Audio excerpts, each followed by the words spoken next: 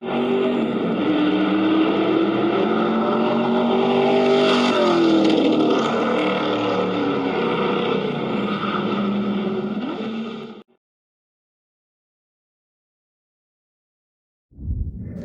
afternoon, YouTube modeling community. Robert Bishop from RB Model Works coming at you from Moscow, Idaho. Today we have a little update on my 1963 Tiny Lund commission build. We're pretty well getting into the final stretch. Actually, damn dogs. Can't get rid of the dog hair. See if that helps it focus at all. To the seat. And then I got, of course, the Firestones. They're ready to go. And my Holman Moody wheels. I still need to drill those and put air valves in there. Pretty well got the motor done. Once I actually get this installed, then I'm actually gonna put quite a bit of weathering on it. I found out after the fact that 63 these engines with, I don't have a clear picture.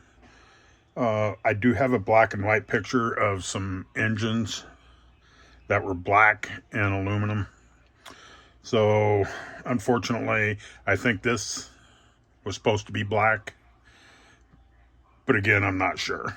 So, but I got the alternator ready to go on. And what I do is I pin the block right there. And then I drill a hole right there on the side. And then very carefully you can install that alternator. And then I've got a photo etch bracket that I'm going to put on it as well. And the firewall,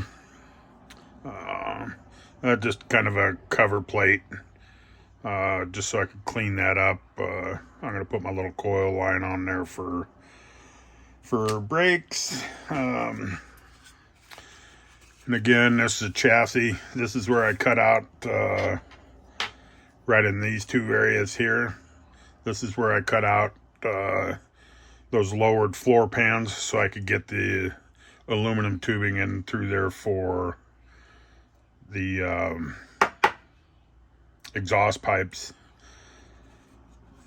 Besides that, I really don't know what the heck else to do with these old AMT chassis unless I cut all this stuff off of here, ground all this stuff out.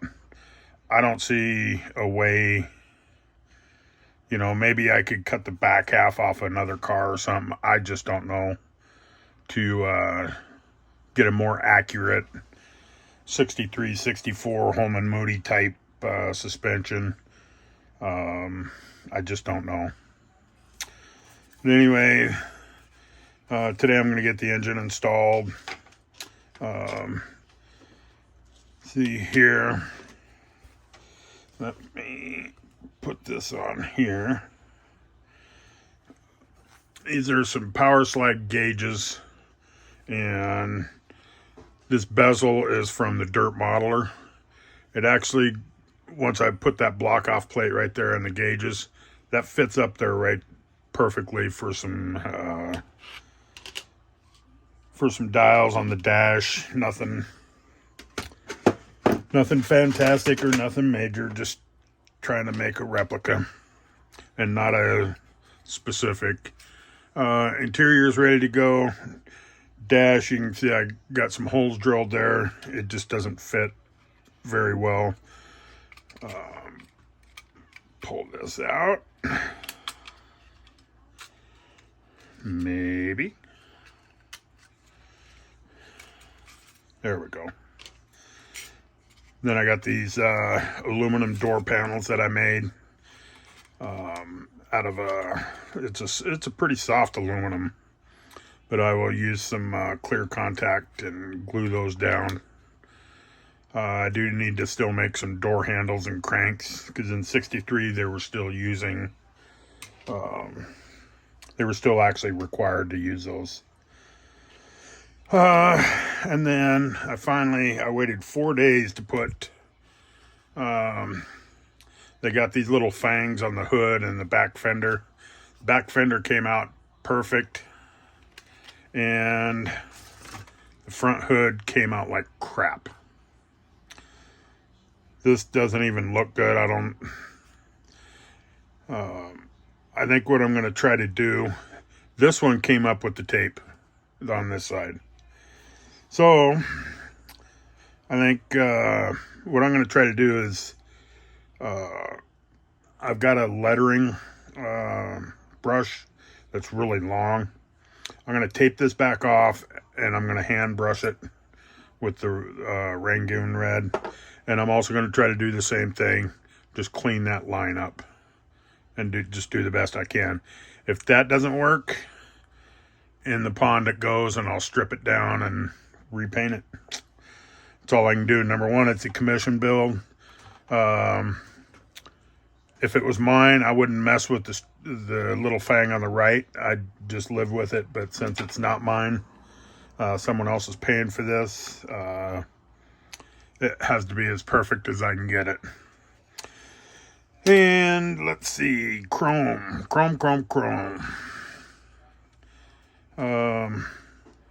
This is Green Stuff World Chrome. I tried using SMS, and it just didn't come out. I've done it once to where it came out, and that's it. But the Green Stuff World, you can see on how it reflects good. I'm happy with this, so I'm going to let this cure. I did make a little back panel, and this will fit right in there. Covers that up. And then there's white inserts that'll go inside of here, and that's it. So I'm going to get the engine installed.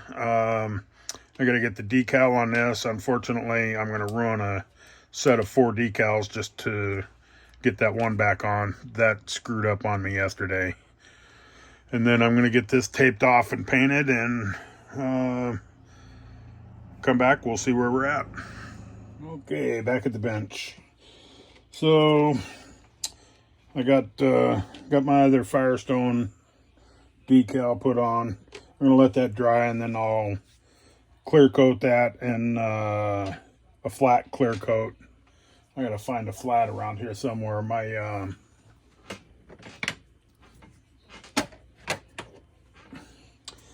this stuff is settled out so much that literally it just leaves this crumbly, pebbly looking haze on the tires. So I may have to wait and get another flat if I don't have any around here. I just got the battery painted up. Got the dash installed, and then I got a little bit of whitewash on the dash a little bit. Use this Createx washes. And then I haven't got the washes on this one yet, but I got the engine installed. I got the pulleys all done. That extra little brass bracket there is for power steering that they took off. That's why I got a dual pulley up top. And then if you can, it will focus. You can see I got the carburetor spring on there, and it's ready to go. So Which actually, look at this. I got the homemade fire bottle I did painted at least.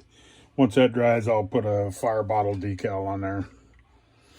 But the main thing is the fangs. You can see this one on the left is just a little bit bigger. I'm gonna quit while I'm still behind. It's about 75% from where I want it. But I think it's better than if I tried to actually strip it and redo it. So,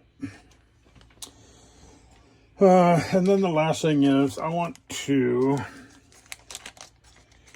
preview this.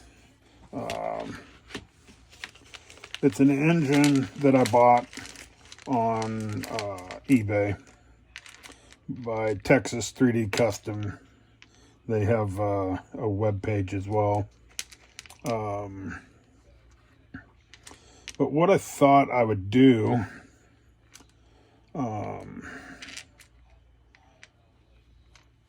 really what I thought I wanted to do with this is drill some holes, and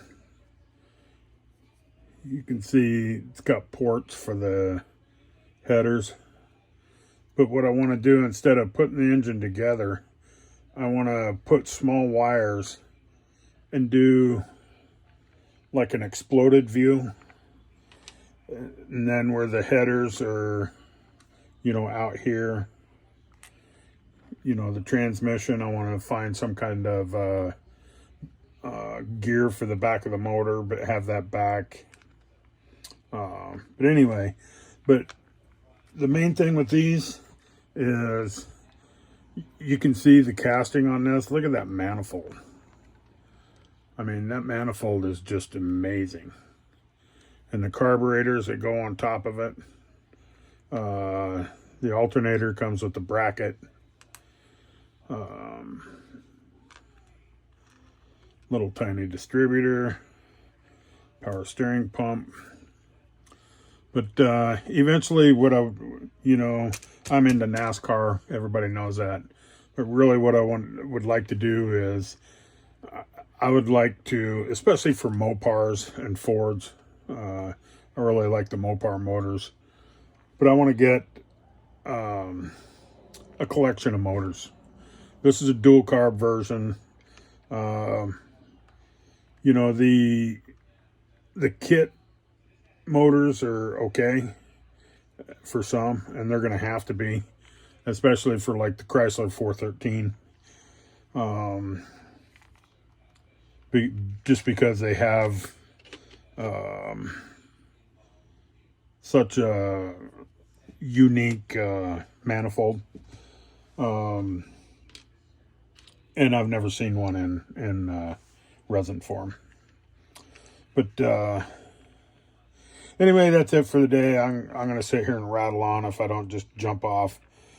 I appreciate you guys keeping up and watching.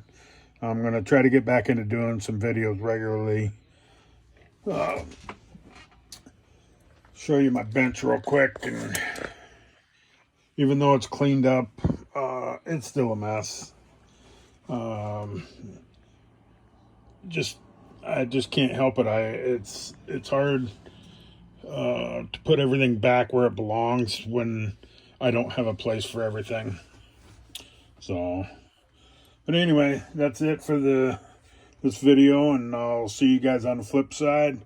The next video, right now I'm actually going to be working on getting a foil on this and getting a window trim in and detailing the front grille and the back, so I can get the body on.